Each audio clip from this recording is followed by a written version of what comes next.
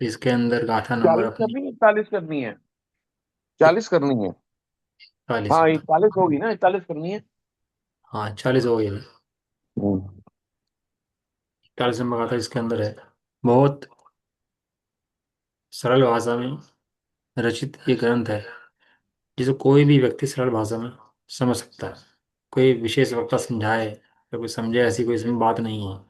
कि खुद भी अगर थोड़ा स्वाध्याय का रसिक हो तो भी आराम से शास्त्र को लेकर के इसके मर्म को समझ सकता है, आराम से ग्रहण कर सकता है। देखो क्या उत्थानिका थी इसकी, कि आगे जिस परमात्मा के केवल ज्ञान प्रकाश में जगत रह रहा है और जगत के मध्य में वह रह रहा है। क्या मतलब है भैया इसका बात का कि ज्ञान में जगत रह रहा, जगत में ज्ञान रह रहा है। इतनी बातें स्पष्ट होनी चाहिए अपने को कि सारा जगत, ये जितना जगत है, तीन छह द्रव्यों का समूह जो पूरा जगत है, ये गेय है। और ज्ञान की दिव्यता है कि ये समस्त जगत उस ज्ञान में प्रकाशित हो जाता है। ज्ञान की क्या दिव्यता जानी नहीं यदि सभी को। यदि ज्ञान सबको ना जाने तो ज्ञान की महत्ता किस बात की है। ज्ञान की महत्ता इस बात है कि जगत छह द्रव्य में ही है, षड द्रव्य में ही जगत है। इस षड द्रव्य में ही जगत को ज्यों का त्यों इस अनंत द्रव्यों और अनंत गुणों में से एकमात्र ज्ञान जानता है। बाकी गुण और बाकी द्रव्य जड़ के समान है, जानते नहीं है। जानता कौन है? जानना, देखना, अनुभव करना, कुछ भी कहो, ये सब ज्ञान की ही कलाएं हैं। लेकिन लगता है ऐसा है कि भैया इस जगत में कुछ हो रहा है। अरे जगत में कुछ नहीं हो रहा है, जो हो रहा है तेरे ज्ञान में ही हो रहा है। तेरे ज्ञान से बाहर कहीं कुछ भी नहीं हो रहा। ये बाहर में जगत कोई जगत नहीं है। तेरे ज्ञान में जो प्रतिबिंब बनता है, तेरा जगत वो जगत है। लेकिन बाह्य जगत से लड़ता रहता है, जो चिड़िया लड़ती रहती है शीशे से बैठी हुई। और लड़के लड़के सोचते हैं सामने कोई चिड़िया है, वो लड़ती है, युद्ध करती है, और लहूलुहान हो जाती है, और मर भी जाती है। ऐसे ही ये पर वस्तुओं से युद्ध करता रहता है। सामने कोई वस्तु है? सामने कोई वस्तु नहीं है। सामने तो मात्र जड़ वस्तुएं हैं। ये ज्ञान की गायकता है, दिव्यता है कि वो समस्त पदार्थों को जानता है और जानने के बाद भी उन रूप नहीं होता। क्या कहा? ये ज्ञान की दिव्यता क्या है कि ज्ञान उन सबको जानता है, एक तो ये दिव्यता है। दूसरी दिव्यता और अनोखापन ज्ञान के अंदर क्या है कि उनको जानने के बाद भी ज्ञान आज तक कभी किसी पर पदार्थ रूप हुआ नहीं, जड़ रूप हुआ नहीं। ज्ञान आज भी ज्ञान रूप ही रहा। ज्ञायकता कभी ज्ञान ने छोड़ी आज तक नहीं। नाणमणे प्रमाणम णेम लोयाल सबुदब्बम है। ज्ञान गे प्रमाण है और गे समस्त लोगों में फैले हुए हैं, इसलिए ज्ञान समस्त लोगों में फैला हुआ है। ये सर्वज्ञ के ऊपर क्वेश्चन उठाते हैं ना कि ये ऐसा कैसे हो सकता है भैया, तीन लोग तीन काल को जाने, ऐसा कैसा हो सकता है। तो वे सर्वज्ञ के ऊपर क्वेश्चन नहीं उठाते, वे अपने ज्ञान की ताकत के ऊपर क्वेश्चन उठाते हैं। वे किसके ऊपर क्वेश्चन उठा रहे हैं? ज्ञान के ऊपर। अपने ज्ञान की सामर्थ्य कितनी, ज्ञान की सामर्थ्य कितनी है कि तीन लोग तीन काल को एक वर्तमान समय में हाथ पे रखे आंवले की भांति प्रत्यक्ष स्पष्ट जो देखे, उसको कहते हैं ज्ञान।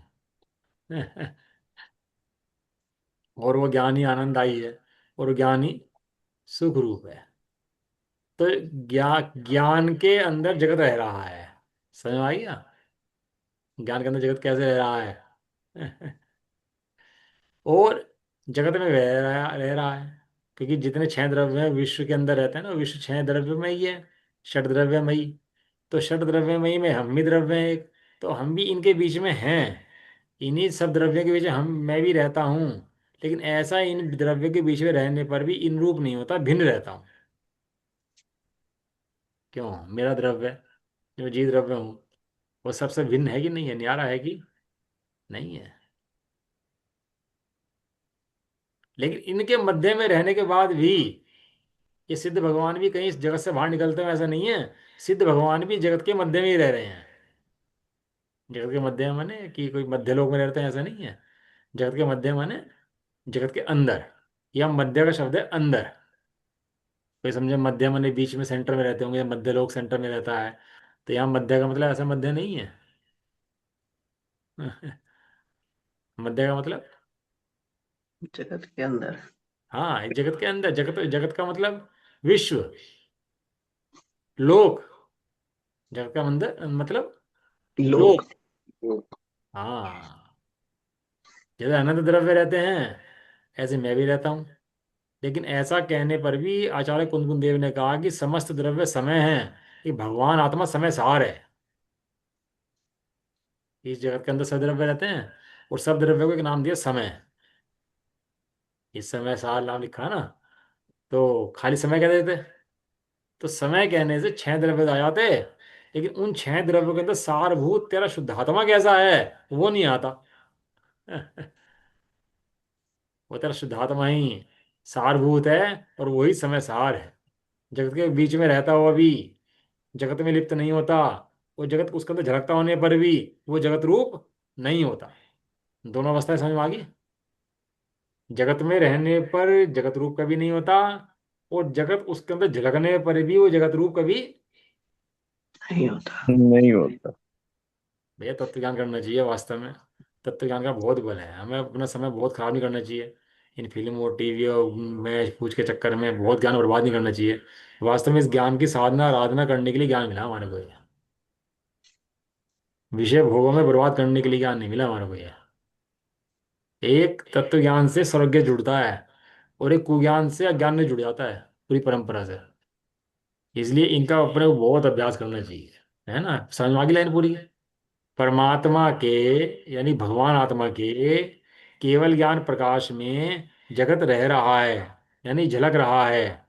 ठीक है, और जगत के मध्य में यह भगवान आत्मा रह रहा है, तो भी वह भगवान आत्मा कभी जगत रूप नहीं हो रहा है।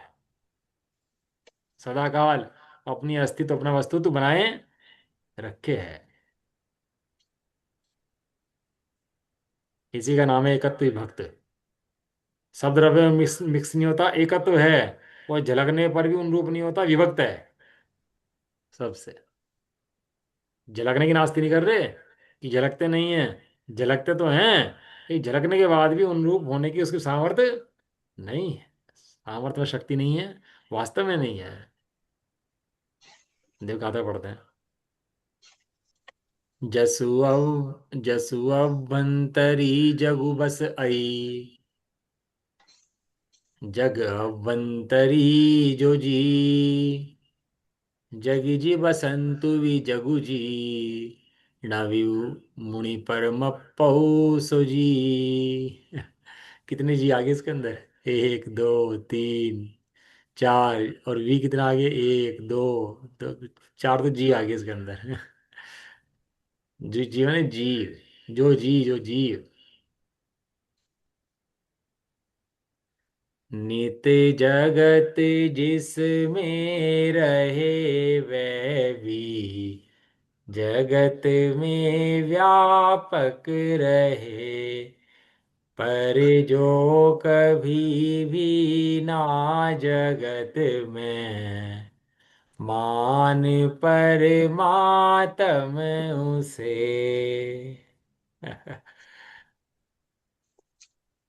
ये पचकलानक था। तो सेठ जी ने निमंत्रण भेजा सबके यहाँ, भैया सब लोग आओ पहले निमंत्रण भेजते थे, शादी का निमंत्रण भेजते हैं ना, ऐसे पंच कल्याणक का भी पर्सनल निमंत्रण भेजा जाया करता था कि वे सब लोग हाँ। आओ। बहुत कम होते थे, अब तो बैर भरमार हुई हुई है पंच कल्याणकों की भी। और वो देख दिखावा हो गया है। पहले वास्तव में हृदय से जीव कल्याण कराता था, और बहुत अपनी पूरी संपत्ति लेके बैठता था। तो कल्याणक के लिए निमंत्रण भेजे तो एक गरीब व्यक्ति था, सेठ जी ने निमंत्रण भेजा। तो उसने, जो निमंत्रण के लिए सेठ जी ने भेजा, मेवे भेजे, उसने वापस कर दिए कि हम तो गरीब आदमी हैं, हम कहा। सेठ जी को ये बात पता लगी, तो सेठ जी घर गए उसके, और घर जाकर बोले कि लाओ ये पानी पिलाओ। उसने पानी लाया, कुछ खाने के लिए है, कुछ खिलाओ। तो वो ले आया थोड़ा बहुत चने वने दिखाने के लिए उसके। कहने लगा हमने तुम्हारे घर का खा लिया ना, अब हम तो भाई हो गए ना, तो कोई दिक्कत नहीं है ना इसके अंदर। ये तो शर्मा गया है बेचारा, शर्मिंदा हो कहने लगा नहीं नहीं सेठ जी आप तो बड़े हैं। कहने लगा हम बड़े नहीं हैं, तू भी हमारे जैसा है, हम भी तेरे जैसे हैं। तू भी जैन है और हम भी जैन है, हम दोनों में कमी नहीं है, तू कमी मत दे। भगवान के सामने हम सब बराबर हैं। भगवान ने बताया हम सब बराबर हैं। बराबर।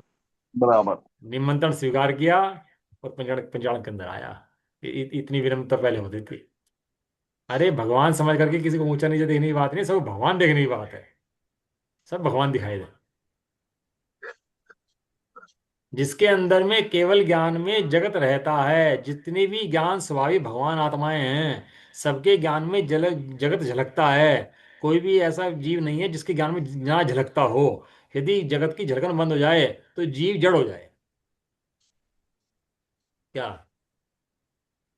क्या फूफा जी, समझ में आया? जगत की धड़कन बंद हो जाए तो जीव। जड़। यदि जगत झलकना बंद हो जाए तो जीव ही हम्म। जड़ हो जाए। जीव जड़ हो जाएगा। इसके ज्ञान में ना झलके ऐसा हो सकता नहीं। मन के विकल्प झलकेंगे, समझो। अच्छे विकल्प होंगे वे झलकेंगे, बुरे विकल्प होंगे तो वे भी झलकेंगे। झलकेंगे। कषाय भी झलकेगी, मंद कषाय भी झलकेगी, और तीव्र कषाय भी झलकेगी। और वचन की मूवमेंट रहेगा। क्रियाएं भी झलकेंगी। काय की क्रियाएं जो हो रही हैं ये भी। जल के। हम नहीं झलका, ये मन के विकल्प बंद कर दो। अरे बंद नहीं करने, ये स्वभाव समझना है। झलकते हैं कि जिसके अंदर केवल ज्ञान में जगत रहता है, प्रतिबिंबित होता है। जो जगत के अंदर रहता है, लोकालोक की जानने की अपेक्षा लोकालोक जगत व्यापक है। जगत में रहते हुए भी जो जगत रूप नहीं होता है उसी को तुम परमात्मा मानो। परमात्मा के लिए कहीं और जाने की जरूरत नहीं है। जो देह में बसता है वही परमात्मा है। तो ढूंढ मत, इधर उधर मत ढूंढ। जो तेरा ज्ञान स्वभावी आत्मा है वही परमात्मा है। भले अभी निर्णय ना बने जीव का, तो इतना निर्णय तो बने कि खोज तो कम से कम एक जगह सेंट्रलाइज होगी। हाँ भाई, मेरी खोज कहाँ होनी है। खोज खोज खोज कहाँ पे करनी है मेरे को।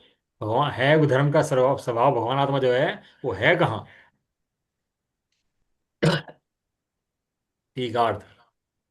जिस आत्म राम के अवंतरी केवल ज्ञान में जगु संसार बसई। संसार बस रहा है। बस रहा है अर्थात प्रतिबिंबित हो रहा है, प्रत्यक्ष भाषित। हो रहा है। पर्जन सार जी में ऐसा लिखा, इसके ज्ञान में गे झलक रहे हों, डूब गए हों, तन्मय हो गए हों, समा गए हों, एक में एक हो गए हों, ऐसा लगता है।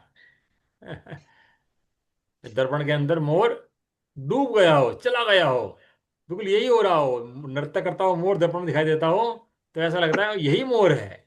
इसके अलावा कौन सा मोर है। ऐसा भ्रम लगता है, जितना दूर वो इतना दूर ये। जैसा वो नाच रहा है ऐसे ये नाच रहा। जैसे रंग उसके ऐसे रंग इसका। लेकिन भाई साहब ये दर्पण का मोर है, झलकता है। ये वास्तविक मोर नहीं है। ये भ्रम उत्पन्न हो जाता है, बता ना, ये भ्रम जो ज्ञान के संबंध में जो भ्रम जीव का है, यही संसार का मूल कारण है। और जिस दिन ज्ञान के संबंध में भ्रम जीव दूर कर देगा, ज्ञान ज्ञेय का संपर्क संबंध समझ लेगा, उस दिन भ्रम मिट जाएगा और मोक्ष मार्ग प्रारंभ हो जाएगा इसका। प्रतिबिंबित हो रहा है, प्रत्यक्ष भाषित हो रहा है, और जगत में वह बस रहा है अर्थात सब में व्याप रहा है। वह ज्ञाता है और जगत ये ज्ञेय है। जगत उसमें रह रहा है और वो जगत में रह रहा है। प्रत्येक प्रत्येक पदार्थ के ज्ञान में झलक रहा है। सब में व्याप्ता हुआ, व्याप्ता होने पर भी वो ज्ञाता है, और जगत ये ये है। ये गे मात्र है। और प्रश्न में सब दिया, गे मात्र ही तो है, ज्ञान थोड़ा ही है। ज्ञान स्वभावित तो भगवान आत्मा ही है। तू गेहूं की दृष्टि रखता है और ज्ञान स्वभाविक जो पीछे बैठा है, जिसके जिसके ज्ञान में सब झलकते हैं, तो उस पर दृष्टि नहीं देता। जग में निवास करता हुआ भी निश्चय न की अपेक्षा किसी जगत की वस्तु से तन में उस स्वरूप नहीं होता। आज तक तो किसी का जीव भैया अनादिकाल से हुआ नहीं। और सर्वज्ञ हम्म, भगवान ने ज्ञान में देखा कि अनंत काल तक भी कोई भी जीव का परिणमन उन गेय रूप तो कभी हो सकता नहीं है, जगत रूप कभी भी हो सकता नहीं नहीं। है। अब इसको लगता है कि ये मेरा तो हो गया, तो इसके जो भ्रम है बस इतना ही मिथ्यात्व है, और भ्रम तोड़ दे इतना ही सम्यक्त अर्थात जैसे रूपी पदार्थ को नेत्र देखते हैं तो भी उनसे पृथक ही रहते हैं। रहते हैं। गाथा याद है कि नहीं आई? गाथा याद आई कि नहीं आई समय सार जी की? गाथा नंबर 320। दिट्ठी जय उड़ाणम। लिख लिया करो ये चीजें, तो ऐसी तो बढ़िया बड़े बात। दिट्ठी जय उड़ाणम। जैसे दृष्टि देखती है ऐसे ही ज्ञान देखता है। नेत्र देखते हैं। तो नेत्र देखते हैं तो क्या होता है नेत्र के अंदर? ये नेत्र में वो पता चला जाता है कि वो पदार्थ नेत्र के अंदर आ जाता है। होता क्या है कि नेत्र के अंदर ऐसी कला है कि वो देख लेता है बस। रूपी पदार्थ नेत्र देखते हैं तो भी उनसे पृथक ही रहते हैं। इसी प्रकार वह भगवान आत्मा परमात्मा भी सबसे पृथक रहती हैं। जब रहता है। तू बिल्कुल सबको सही। जानता हो भी सबसे पृथक। रहते सबसे हैं। पृथक है। बताओ, बचपन से पैदा हुए और आज तक जिसको पर्यावरण मानता है, कितने ये बन गए? स्थूल रूप से भी अनंत। गए तो कितने ये बन गए कोई आज तक गिनती तो? नहीं है। हैं? लेकिन कोई तू तो गिनती भगवान नहीं आत्मा है, तो वही का अनंत है। वही रहा। गे बदले, हम्म। तू नहीं बदला। और ये गे बदल जाएंगे? ये तू बदलने वाला कहीं भी? नहीं।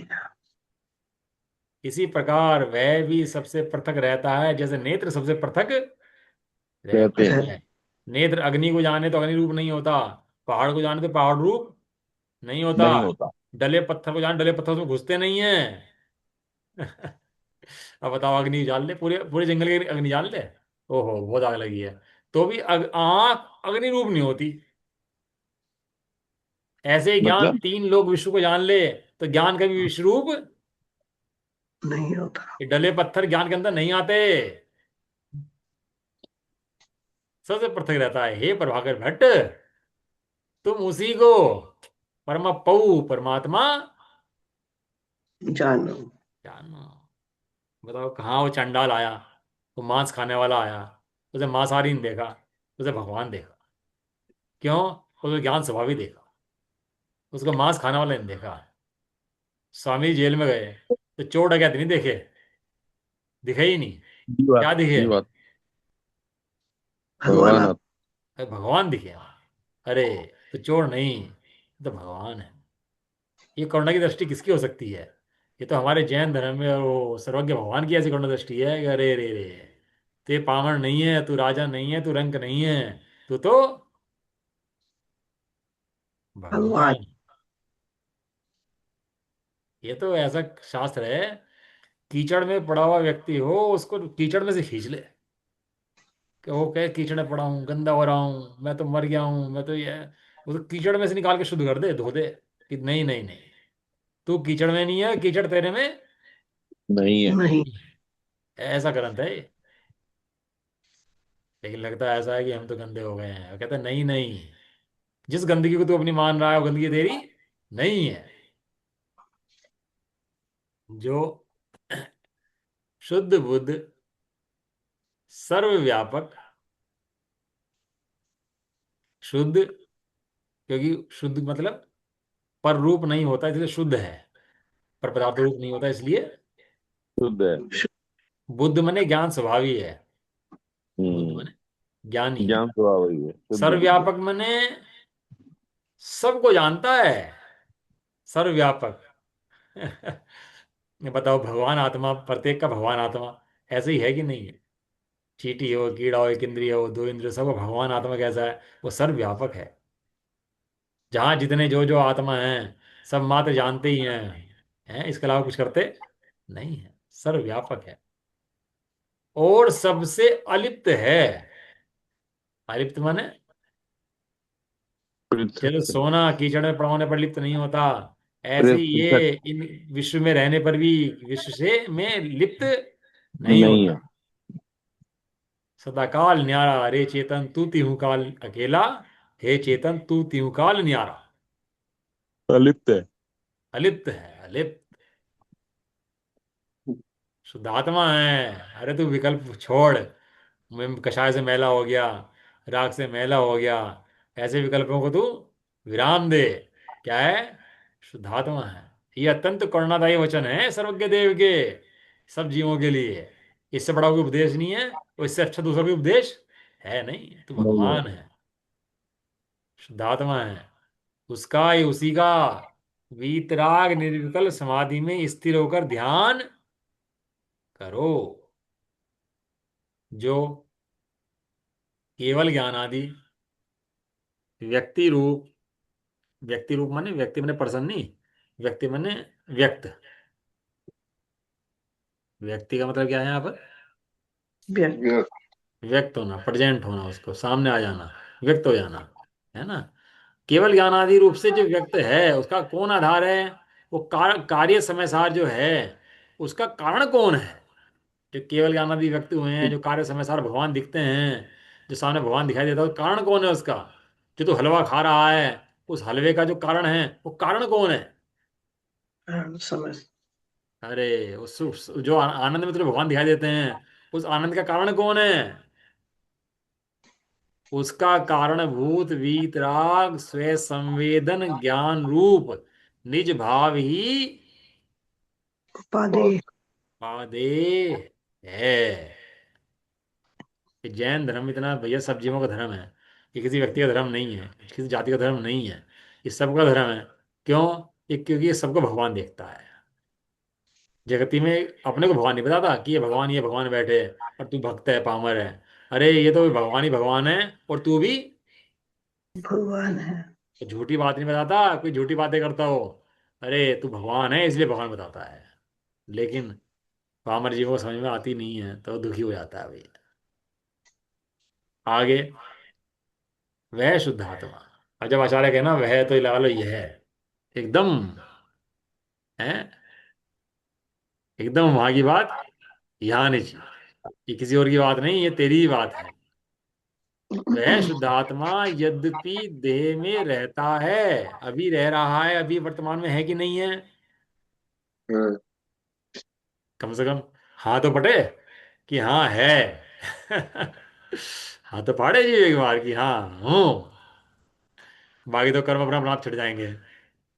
शुद्धात्मा जो कर्म में लिप्त नहीं होता, अभी वर्तमान में शुद्ध इस देह के अंदर है, तो भी परम समाधि के अभाव से उसको ना देखने से स्वयं हरि हरादि के बीच जिसे प्रत्यक्ष नहीं जान सकते, वह परमात्मा है, ऐसा कहते हैं। अज्ञानी मिथ्या दृष्टि परम समाधि के अभाव में जान नहीं सकते। जानते नहीं है क्योंकि अपने को देखते नहीं है, और होने पर भी ना देखे तो ऐसा न कौन हो। वो गांधारी कहने लगी, मैं तो आगे पट्टी बांध के रहूं, तू भले ही अंधा हो, ऐसे मैं भी पट्टी बांध लूंगी, मैं देखूंगी नहीं किसी को। अरे तो आंख है, वही तो अंधा है भाई, तू देख सकते है, तू क्यों पट्टी बांधती है? नहीं नहीं, हम तो पट्टी बांध लेंगे, हम देखेंगे नहीं किसी को। आंखें होने पर भी ना देखे तो भी अंधे के समान ही है वास्तव में। ये कह रहा चाह रहे हैं, गाथा पढ़ते हैं, देखो इसकी। देहि बसंत, बसंत मने, बसंत मने, देही बसंत। बसंत मने बसई, बसंत, बसता है, रहता है, इसका एक ही मतलब है। देहि बसंत, बसंत मने बसना। बस। देहि बसंत भी हरिहर वी, जम अज वीणा मुणंत, परम समाहित वेण विडू, सो परमप्पु भड़ंत।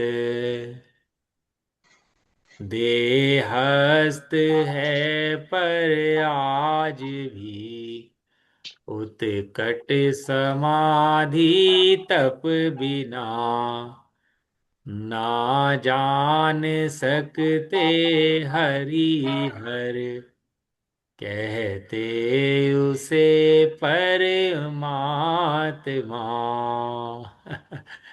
कैसा दुखी रहता है जी जाने बिना अपने आप को, है भ्रमता रहता है देह के संयोगों में, उसकी क्रियाओं में, अपने भगवान आत्मा ना जान करे। और जब भगवान आत्मा को जान ले तो उस पर आराम करता है, सुखी पाता है।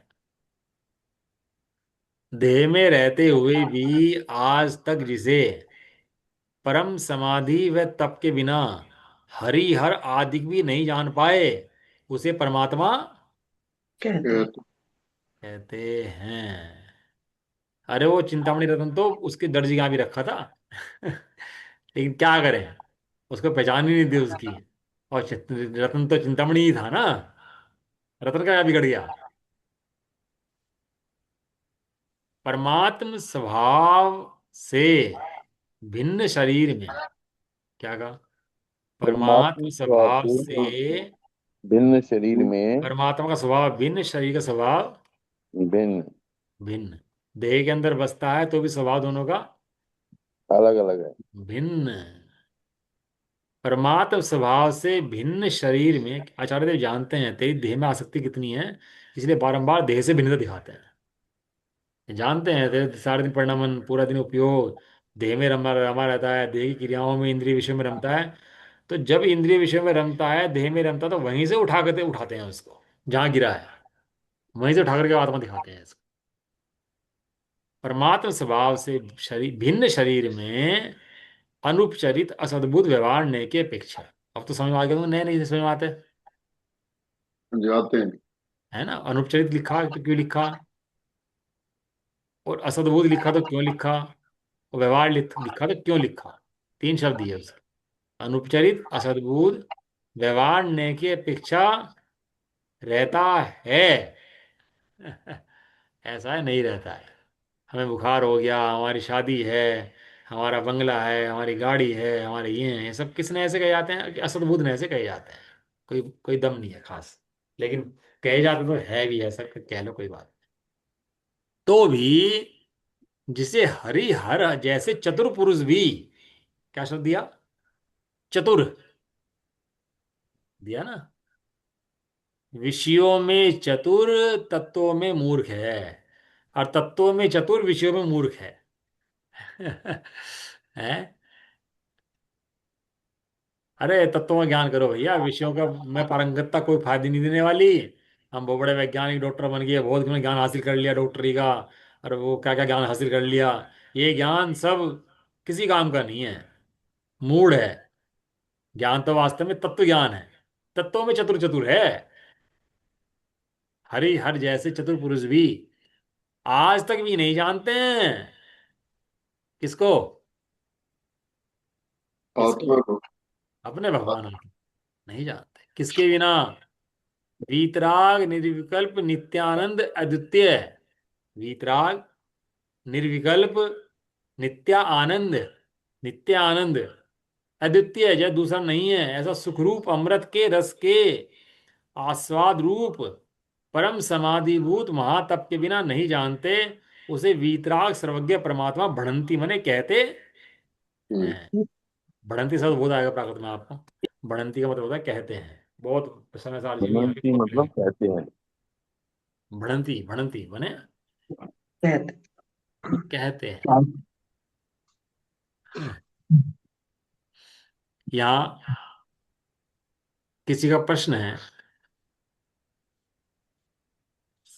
कि कोई जीव दिन दीक्षा धारण कर ले और व्यवहार निश्चय रूप रत्नत्रय की आराधना कर ले, महान पुण्य का उपार्जन कर ले, और पुण्य का उपार्जन करके रिद्धियां प्राप्त करने के बाद, यानी कि आहार आदि रिद्धि, तेजस्वी आदि प्राप्त करने के बाद भी अज्ञान भाव से निदान बंद करने के बाद स्वर्ग में उत्पन्न होता है। हम्म? फिर वहां से आकर के मनुष्य होता है, और देव का आगे मनुष्य होने के बाद वह तीन खंड का स्वामी वासुदेव हरि कहलाता है। तीन खंड का अधिपति होता है ना, वासुदेव हरि, इसको बोलते हैं। और कोई जीव इस भव से जिन दीक्षा लेकर विशिष्ट समाधि के बल से पुण्यबंध करता है, उसके बाद पूर्वकृत चारित्र मोह के उदय से विषयों में लीन होकर रुद्र यानी हर कहलाता है। इसलिए वे हरि हर आदि परमात्मा का स्वरूप कैसे नहीं जानते। समझ में आ गया आपको, नहीं आया समझ प्रश्न। ये जो नारायण हैं, प्रतिनारायण हैं, बलभद्र हैं, हरि हैं, ये सब कौन जीव हैं, जो 63 सलाह का पुरुषों के अंदर जीव आए हैं, भले नरक आदि में हों, नरक में जाने वाले हों, चक्रवर्ती नारायण बलभद्र, तो भी त्रिशूल शलाका पुरुष की पूजा क्यों करी गई उनकी? है मंगलाष्टक, मंगलाष्टक में पूजा है त्रिशूल शलाका पुरुषों की। हाँ जी। तो उसके अंदर नारायण भी है, प्रतिनारायण भी है, सब है कि नहीं है उसके अंदर? और 12 चक्रवर्ती भी हैं। क्यों उनकी क्यों पूजा करी जा रही? तो ये कह रहे कि भाई वे आत्मा को क्यों नहीं जानते? तो वे तो भावलिंगी थे और मुनि थे और छठे सारद गोस्वामी झूलते थे, लेकिन एक शब्द दिया था किसी निदान बंध के कारण से। लिखा ना शब्द इसके अंदर, निदान बंध मैंने आराधना से च्युत होकर किसी विषयों में लक्ष्य जाना और विषय को उपादेय समझना, इसका नाम होता है निदान बंध। आराधना से च्युत हो गए और किसी विषय को उपादेय समझ के उसमें लीन हो गए, तो उससे समय जो बंद होता है वो इन प्रकृतियों का बंद होता है। उसके बाद उसको रुद्र का, नारायण का, पतिनारायण का, इन सब का बंद होता है। तो कह रहे कि ये हरिहर आदि परमात्मा का स्वरूप कैसे नहीं जानते हैं? तो कहते हैं इसका समाधान यह है कि तुम्हारा कहना ठीक है, तुम जो कहते हो वो तो हालांकि एक किसी नए की अपेक्षा से तुम सत्य कहते हो। यद्यपि इन हरिहरादि महान पुरुषों ने रत्नत्रय की आराधना की है। ऐसे नहीं कि आराधना नहीं करी है इन्होंने, आराधना करके बैठे हैं, मुनि थे, भावलिंगी संत ही थे, आत्मा का स्वसंवेदन करते थे, आत्मगम्य जीव थे। तथापि जिस प्रकार के वीतराग निर्विकल्प रत्नतर स्वरूप से तदभव में मोक्ष होता है, वैसा रत्नत्रय इनके प्रकट नहीं हुआ। सराग रत्नत्रय हुआ, इसी का नाम व्यवहार रत्नत्रय है। जितनी जितनी डेंसिटी या जितना उपयोग की एकाग्रता शुद्धोपयोग की चाहिए थी, वो इतना शुद्धोपयोग इनके नहीं हुआ है चढ़ने वाला। शुद्धोपयोग था, लेकिन आपने पढ़ा है शातिशय और स्वस्थान, जब पढ़े थे अपन लोगों ने, करे थे। आते लिखे थे। ऐसा नहीं होगा श्रेणी चढ़ के मोक्ष चले जाते हैं, नीचे गिरने वाले वहां तक पहुंचे लेकिन फिर दोबारा नीचे गिर गए। इसका नाम व्यवहार रत्नत्रय है। सो यह तो हुआ, लेकिन शुद्धोपयोग रूप वीतराग रत्नत्रय नहीं हुआ। इसलिए वीतराग रत्नत्रय के धारक, उसी भव से मोक्ष जाने वाले योगी उस परमात्मा को जैसा जानते हैं यानी अनुभव करते हैं, वैसा ये हरिहरादिक नहीं हाँ, जानते। एक तो होता है छठे सातवें स्थान से ऊपर चढ़ने वाला, एक छठे सातवें स्थान से नीचे गिरने वाले। ये छठा सातवां स्थान जो है ना बहुत लंबे समय टिकते नहीं है, पता है आपको? ये बस इसकी सीमा कितनी है कि जब तक मनुष्य भोग का काल है, आयु कर्म है, तब तक इनकी स्थिति रहती है। कोई जीव धारण कर ले, उसके बाद ये नींद में छूट ही जाते हैं। ऊपर चढ़ के छूट जाएं या नीचे गिर के छूट जाए, छूटेंगे तो जरूर। लेकिन मतलब। जो ऊपर चढ़ के छोड़ने वाला होता है तो मोक्ष चला जाता है, आगे छेड़ी चढ़ करके आगे मोक्षगामी जीव हो जाते हैं। हम्म। लेकिन जो नीचे गिरने वाला होता है, ये कहते हैं उसको ऐसी एकाग्रता अपने उपयोग में नहीं होती है, इसलिए वे उस आत्मा को इस तरह से नहीं जानते, शुद्धोपयोग में इतनी लीनता उनकी नहीं होती है। इसलिए वीतराग रत्नत्रय के धारक उसी भव से मोक्ष जाने वाले योगी उस परमात्मा को जैसे जानते हैं, वैसा ये हरिहरादिक नहीं जानते हैं। इसलिए परम शुद्धोपयोगियों की अपेक्षा इन्हें नहीं जानने वाला कहा गया है, क्योंकि जैसे स्वरूप के जानने से साक्षात मोक्ष होता है, वैसा स्वरूप ये नहीं जानते। नहीं जानते। इसमें पांडवों का दृष्टांत तो बहुत अच्छा दृष्टांत समझने वाला है कि जब हम्म। 5 पांडव आराधना कर रहे थे, तो पांचों ही आत्मा के अनुभवी थे, पांचों ही भावलिंगी संत थे, पांचों ही महामुनिराज थे, कोई कमी तो इसके अंदर किसी में थी नहीं, बराबर है ना? और पांचों को उपसर्ग हो रहा था, और पांचों को उपसर्ग होते हुए शुद्धोपयोग में बार बार नीचे गिर भी रहे थे में, ऐसा नहीं कि नहीं गिर रहे थे, क्योंकि जितना काल लगता है वो उपसर्ग में, यदि शुद्धोपयोग होता है तो चढ़ जाए तुरंत ही। लेकिन बहुत थोड़ा काल जितना लगा उपसर्ग के अंदर, उतना काल शुद्धोपयोग रहता है, फिर नीचे गिर जाते हैं, फिर उपयोग वहां जाता है, फिर शुद्धोपयोग जाता है, फिर वहां जाता है। अगर शुद्धोपयोग में लीन हो जाए तो केवल ज्ञान ही हो जाए फिर।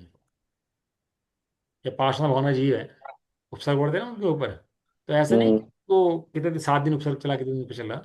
तो यदि शुद्धोपयोग में लीन रहते तो 7 दिन उपसर्ग चल ही नहीं पाता, केवल ज्ञान हो जाता उनको। ये गणित तो पता होगा ना इतना तो, कि हम्म। केवल ज्ञान होने के बाद फिर उपसर्ग नहीं होता। हम्म। तो उपसर्ग क्यों चल रहा था? कि शुद्धोपयोग में वैसी लीनता थी नहीं, बार बार उपयोग बाहर जा रहा था उस उपसर्ग के ऊपर।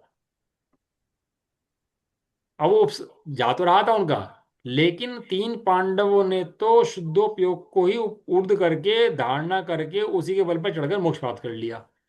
लेकिन दो पांडव जैसे नीचे आए तो उन्हें विकल्प बना कि भैया हमारे भाइयों पर कैसा उपसर्ग हो रहा होगा, कैसे सहन कर रहे होंगे। जब हमें इतनी वेदना हो रही है इस उपसर्ग की, तो उनको भी वेदना हो रही होगी, तो कैसे सहन कर रहा होगा, कर रहे होंगे इस वेदना को, जबकि ऐसा था नहीं, वे शुद्धों पे विलीन हो रहे थे। तो उनको उत जाति की अनुभव ना होने से नीचे गिर गए, और स्वर्ग के अंदर है, सर्वार सिद्ध स्वर्ग में है। और वे तीनों कहाँ पर है? मोक्ष बने। मोक्ष। मोक्ष में है। तो उनके स्वरूप के रमणता की अपेक्षा उनके स्वरूप को कहा कि भैया अरमणता है। इनके वो उस स्वरूप में रमणता उस जाति की थी नहीं। तो आचार्य देव ने बहुत धिक्कार किया कि अरे अरे धिक्कार है, धिक्कार है। कहाँ तुम्हारे तीन भाई शुद्धोपयोग में रमकर मोक्ष चले गए, और कहाँ तुमने शुभोपयोग को उपाधि करके 33 सागर की जेल बांध ली। ऐसा, क्योंकि जैसा स्वरूप जानने से साक्षात मोक्ष होता है, वह स्वरूप को ये नहीं जानते, नहीं रमण करते। भावलिंगी थे, भावलिंगी हैं, उसमें कोई दो वाली बात नहीं है। यहां पर सारांश यह है कि जिस साक्षात उपादेयभूत शुद्धात्मा की तदभव मोक्ष के साधक महामुनि ही आराधना कर सकते हैं, और हरि आराधिक नहीं जान सकते हैं, वही उपादेय है और वही चिंतन करने योग्य है। योग्य है। वो भगवान आत्मा जिस जो शुद्ध है, वो शुद्ध की आराधना करने वाला शुद्ध के बल पर मोक्ष पा लेता है। वो शुद्ध की आराधना ही करनी चाहिए, उसमें मिलावट नहीं करनी चाहिए। कहने का मतलब ये है, राग की मिलावट करके देखे तो रागी होता है। वीतरागी स्वभाव को वीतराग की दृष्टि से देखना चाहिए। राग भले ही वर्तमान में हो, उसकी मनाही नहीं है, होता है गुणस्थान प्रमाण, लेकिन उस राग से भगवान आत्मा को नहीं देखना, उस राग से भिन्न भगवान आत्मा को देखना। बराबर समझ में आ गया? बराबर। देह में ये रहता हुआ देह से भिन्न, ज्ञान में झलकते हुए पदार्थ हैं फिर भी उन सबसे भिन्न। भिन्न, विश्व में रहता है उस विश्व से भी भिन्न। भिन्न। वो कौन है? वो कहता है वही भगवान है, वही, बस वही वही, उसी को पकड़, वही भगवान। छोड़ मैं मत देना इसको, रागी समझकर, क्रोधी समझकर, कषाई समझकर छोड़ मत देना। अरे मैं ये तो ही बेकार है, ये तो क्रोधी है, ये तो कषाई है, तो लोभी है, छोड़ मत देना, यही भगवान है, यही यही यही। तो हूँ, मैं ही तो। जब पानी निकालते हैं ना, तो पहले रेत निकलेगा, थोड़ा गंदा पानी निकलेगा, फिर मिट्टी निकलेगी, निकलेगी। छोड़ मत देना इस गंदगी को देख करके, कि गंदगी के नीचे ही साफ पानी है, शुद्ध पानी है। ऐसे ही इन इन क्रोधादि परिणाम जिसे तू देख देख बुरे मानता है ना, इनके पीछे ही छुपा हुआ कौन है? मैं ही हूँ भगवान। शुद्ध यही ढूंढ, यही मिलेगा, ये नहीं कहना चाह रहे। समझ में आता है नहीं आता? आत्मा। मिलेगा क्या? खुद तो हूँ, मिलेगा क्या? हाँ, मतलब कहने की भाषा ये होती है मिलेगा, मतलब जिसे नहीं मिलता, ये कहता है कि यही है, अन्य कहीं नहीं। नहीं है। क्रोध मत देख, भगवान देख। कषाय मत देख, भगवान देख। राग मत देख, भगवान। भगवान देख। और लास्ट बात, गे मत देख, गे से भिन्न भगवान भगवान। देख। सदाकाल रहने वाला भगवान, ज्ञान मूर्ति चैतन्य परमात्मा, वो तू ही है, इसके अलावा कोई और नहीं। नहीं। चल। ये शराग रतनजय क्या होता है जी? सराग रत्नत्रय ऐसा होता है कि एक तो होता है वीतराग रत्नत्रय, जो चढ़ता हुआ होता है, श्रेणी चढ़ के ऊपर भगवान बन जाते हैं, उसको बोलते हैं वीतराग रत्नत्रय। लेकिन जिसके अंदर अपन लोगों के जो समय होता है, उसके अंदर राग का अंश ज्यादा होता है, अपन लोग पढ़ते हैं पढ़ाते हैं, ये सब राग है। मुनिराज भी शास्त्र रचते हैं, और मुनिराज की भूमिका का राग क्या है? कि मुनिराज शास्त्र रचते हैं, आहार आदि करते हैं, उपदेश देते हैं, उनकी भूमिका का राग है। हमारी भूमिका का राग हम पढ़ते हैं पढ़ाते हैं, घर पालते हैं, ये सब हमारा, ये हमारा राग है। और वीत राग क्या है? कि वो शुद्धोपयोग में लीन रहे, उसका नाम वीत राग। वीत रागता के साथ रहने वाला जो राग है उसको बोलते हैं सराग। और बीतना वीत रागता के रहने वाले राग को बोलते हैं मिथ्या राग। सराग में और मिथ्या राग में फर्क है। समझ में आया? आपने बताया था ना चतुर्थ गुण स्थान में सराग रत्नत्रय। हाँ, चौथे में पांचवे में सराग रत्नत्रय, और छठे से फिर ऊपर वीतराग रत्न शुरू हो जाती है। छठे छठे में भी सराग का अंश है, और सातवें में तो फिर वीतराग तो शुरू हो जाती है, वीतराग तो बढ़ती जाती है, शुद्धोपयोग बढ़ता चला जाता है इस अपेक्षा से। तो उसमें राग में दिक्कत नहीं है रहने में, राग को उपादेय समझने में दिक्कत है। जो राग को उपादेय समझता है वो मिथ्या दृष्टि है। अरे राग तो रहे ना, हमारा क्या बिगाड़ता है, रह ले। उस राग को उपादेय समझे, राग से अपनी हानि समझे, राग से समझे शुद्धात्मा घात हो गया ये समझे, उससे हानि है। रह ले हमारे साथ, कोई दिक्कत नहीं है।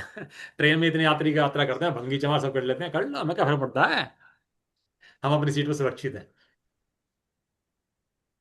निज निधि निज में बताई।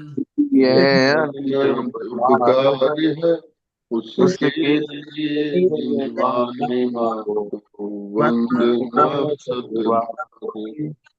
नोण उकार मंत्र।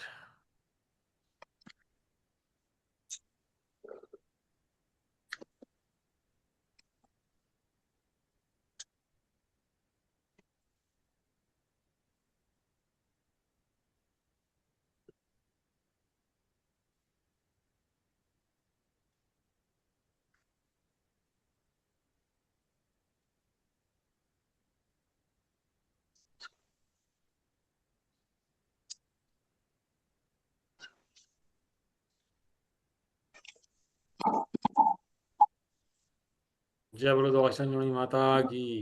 जय जय हो। हो। महान जैन धर्म की। जय जय जय हो। हो। हो। एक साथ बोलिए। जय जय बोलो जिनेन्द्र। जय जय। जय। सबको जय गुरु। सभी बोलो को जय। जय।